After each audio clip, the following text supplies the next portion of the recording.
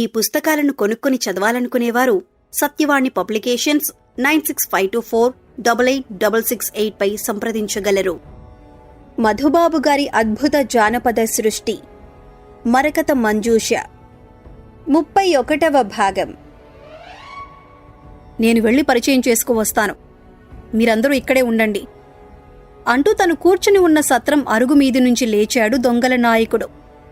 సరిగ్గా అప్పుడే తన అశ్వం మీద వేగంగా వచ్చాడు సత్ర నిర్వాహకుడు. నిన్న మీ వెనుకగా వచ్చినప్పుడు నేను బెదిరించి ఆవలికి పంపించి వేసిన అనాకారి మీకెక్కడైనా కనిపించాడా? అశ్వం దిగి ముందుకు వస్తూ నాయకుడిని అడిగాడు. ఆశ్చర్యంగా తన అనుచరుల వంక చూశాడు నాయకుడు. తాము సత్రంలో విడిది చేసిన తరువాత ఆనందుడు తమ దగ్గరికి రావటం కానీ తమకు కనిపించటం కానీ జరగలేదని గుర్తుకు రావటమే అందుకు కారణం. అతనికి మాకు ఎటువంటి సంబంధమూ లేదని అప్పుడే మీకు తెలియజేయటం జరిగింది. ఇంతకు అతనితో మీకేమిటి పని? తన మనసులోని ఆలోచనలు అతనికి తెలియకుండా జాగ్రత్త పడుతూ అడిగాడు. వాడు ఒట్టి దుర్మార్గుడు, పెద్ద దొంగ, చోర శిఖామణి అంటూ తన గోవును గురించి చెప్పాడు నిర్వాహకుడు. దయచేసి నాకు సహాయం చేయండి. అతన్ని మీరు చూసి ఉన్నారు కాబట్టి ఎంతమందిలో ఉన్నా తేలికగా గుర్తుపట్టగలరు అంటూ అభ్యర్థించాడు. తల ఊపి నిర్వాహకుడు సత్రంలోకి పోయేదాకా వివేకంగా నిలబడి ఆ తరువాత తన వారందరి వంకా చూశాడు నాయకుడు. వాడు తిండి కోసం అల్లల్లాడుతూ ఉండి ఉంటాడు. సత్రంలో దిగిన తర్వాత మనం వాడిని గురించి మర్చిపోయాం సాలోచనగా అన్నాడు ఒక దొంగ. మీరు వెంటనే వాడిని వెతికి పట్టుకోండి. తల వాచేటట్లు చీవాట్లు పెట్టి నగరంలో నుంచి బయటికి తరిమేయండి. వాడికి మనకి సంబంధం ఉన్నట్లు తెలిస్తే లేనిపోని తలనొప్పులన్నీ తరుముకుంటూ వచ్చేస్తాయి.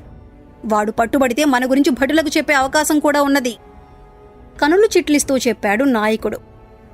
సత్రం దగ్గర్నుంచి అటూ ఇటూ పోతున్న వీధుల్లోకి ఒకరొకరుగా బయలుదేరారు దొంగలందరూ. సత్రం ఉన్న ప్రదేశానికి 25 అంగుళాల దూరంలోనే ఉన్న ఒక ఇంటి చాటున నిలబడి దొంగల నాయకుడిని అతని అనుచరులను గమనిస్తున్న ఆనందుడి మనసు వికలమైపోయింది.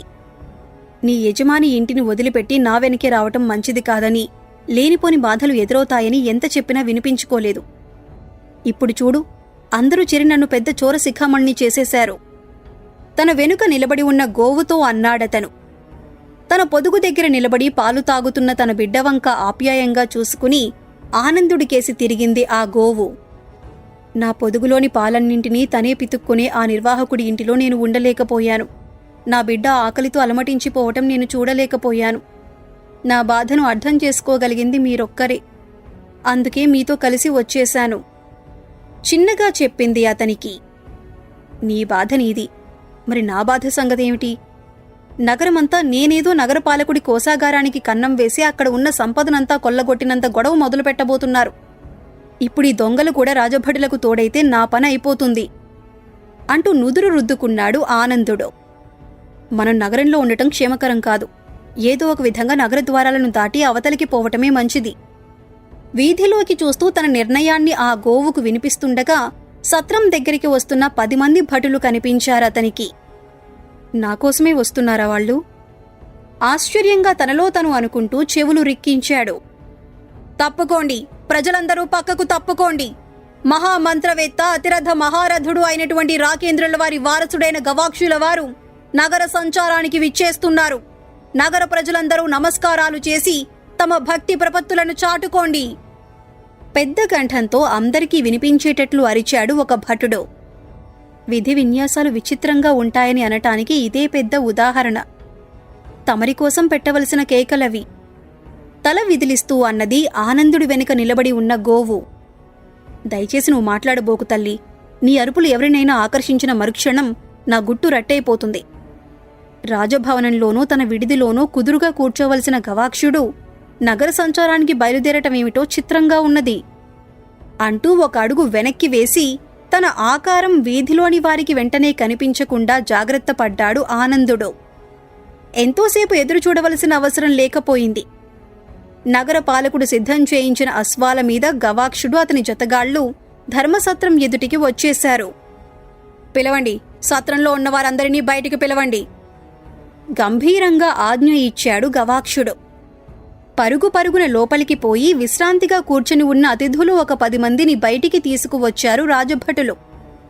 వరుసలో నిలుచోబెట్టి తన వద్ద ఉన్న బంతిని వారికేసి గురిపెట్టి పట్టుకున్నాడు గవాక్షుడు. అగ్ని ప్రమాదాన్ని సృష్టించిన మంత్రగాడు కనిపించిన మరుక్షణం తనంతట తానే దొర్లుకుంటూ వెళ్లి అతన్ని అందరికీ చూపిస్తుందా బంతి అని అతనికి చెప్పింది మాయాసుందరి.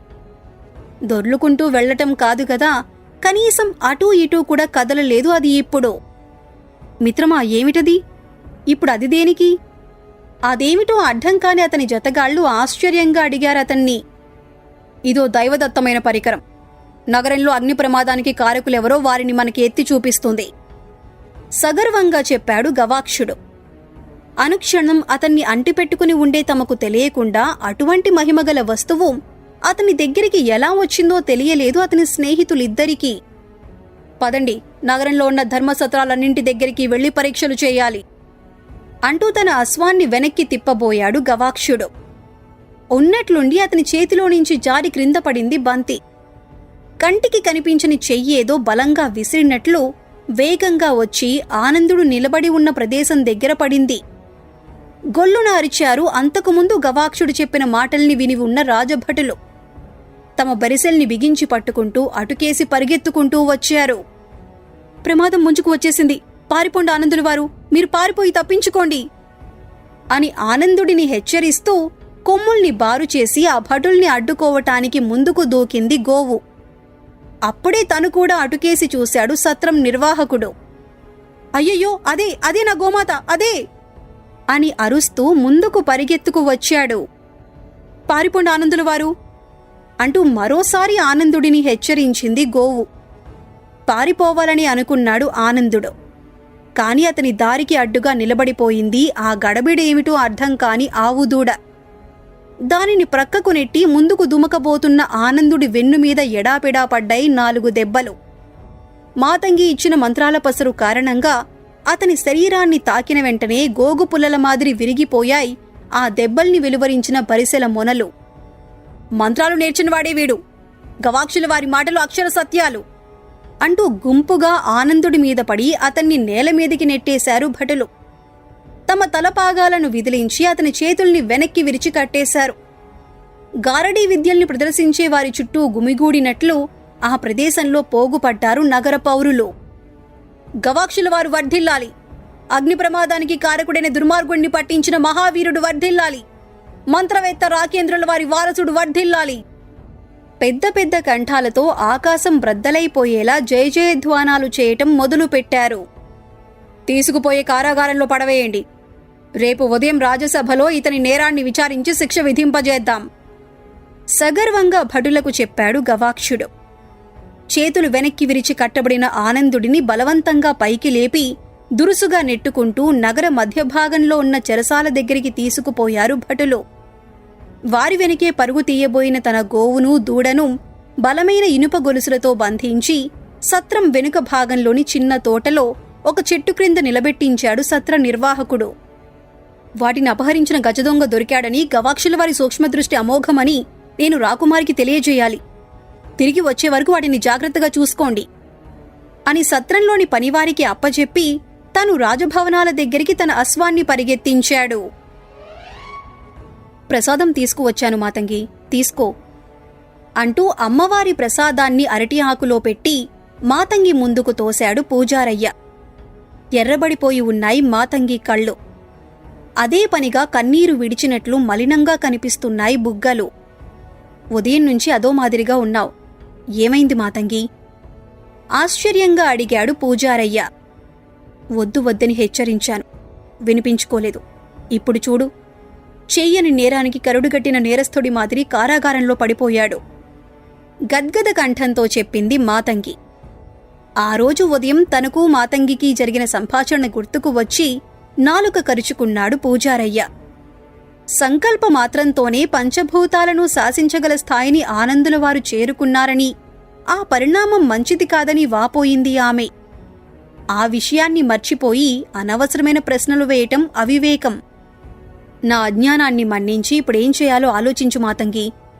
జరిగిపోయిన దాన్ని గురించి నెత్తికొట్టుకోవటం కంటే జరగబోయే దాన్ని గురించి ఆలోచించటం బాగుంటుందని నువ్వే నాకు చాలాసార్లు బోధించావు అన్నాడతను. నిజమే పూజారయ్యా, ఆనందుల వారి మీద నాకున్న భ్రమత నా ముందు చూపును మందగింపజేసింది అంటూ కన్నీటితో మలినమైన ముఖాన్ని పమిట చెంగుతో అద్దుకుని పూజారయ్య తీసుకువచ్చిన ప్రసాదాన్ని అందుకున్నది. ఏం చేయబోతున్నావు మాతంగి? కుతూహలం నిండిన కంఠంతో అడిగాడు పూజారయ్య. ఇప్పటికిప్పుడు ఏమీ చేయబోవటం లేదు, నెమ్మదిగా ఆలోచిస్తాను, మీరు వెళ్ళిరండి అంటూ అతనికి చెప్పి తన ఇంటిలోకి వెళ్ళిపోయిందామె. నిరాశ కలిగింది పూజారయ్యకి. ఉదయం వేళలో చెయ్యవలసిన పూజాధికాలు పూర్తయిపోయాయి. తిరిగి అమ్మవారి ఎదుటికి ఆ రోజు సాయం సమయంలోనే వెళ్లవలసి ఉంటుంది. మాతంగితో మాట్లాడుతూ ఆమె మంత్రదృష్టితో చూపించే దృశ్యాలను చూస్తూ హాయిగా సాయం సమయం వరకు కాలక్షేపం చెయ్యవచ్చని భావించాడతను. ఇప్పుడు ఆ పని చేయటం కుదరదని అర్థమయ్యేసరికి గట్టిగా నిట్టూర్చి నెమ్మదిగా ఆలయం వైపు నడిచాడు. అమ్మవారి ఎదుట 6 ఒత్తులతో జ్యోతిని వెలిగించి సిద్ధంగా ఉంచు పూజారయ్యా. కొద్దిసేపటి తర్వాత నేను వచ్చి ఆ తల్లి ముందు ఒక ఘడియసేపు కూర్చుంటాను. ఇంటిలో నుంచే పెద్దగా అతన్ని హెచ్చరించింది మాతంగి. చటుక్కున మాయమైపోయింది పూజారయ్యని ఆవరించుకున్న నిర్వేదం. తప్పకుండా వెలిగించి ఉంచుతాను, నువ్వు రావటమే ఆలస్యం అంటూ వడివడిగా వేశాడు అడుగులో. గవాక్షుల వారంటే మహాపౌరుషవంతులని దుష్ట దుర్మార్గులు ఎదురుపడిన మరుక్షణం కరవాలంతో తలల్ని తెగ నరికేస్తారని ఊహించాను. కాని ఏమీ చేయకుండా ఒట్టి చేతులతో వెనక్కి వస్తారని అనుకోలేదు. గవాక్షుడు ఆసీనుడై ఉన్న ఆసనం ఎదుట ప్రత్యక్షమవుతూ చాలా కోపంగా మాట్లాడింది మాయాసుందరి. ఆమె తనకు అప్పచెప్పిన పనిని విజయవంతంగా ముగించినందుకు ఎంతగానో సంబరపడిపోతున్నాడు గవాక్షుడు. ఆమె తన ఎదుటికి వస్తుందని ముందుగానే ఊహించి తన జతగాళ్లను భవనం వెలుపలికి పంపించి వేశాడు. ద్వారాల్ని కిటికీలను గట్టిగా బంధించి మందిరంలోకి వెలుగు ప్రసరించకుండా జాగ్రత్తలు తీసుకున్నాడు. మెచ్చుకుంటుందని ఎదురుచూస్తున్న తరుణంలో ఆమె అలా కోపగించుకునేసరికి ఆశ్చర్యపోయాడు. వాడు ఒట్టి మంత్రగాడు మాత్రమే కాదు, పవిత్రమైన గోమాతను అపహరించిన గజదొంగ.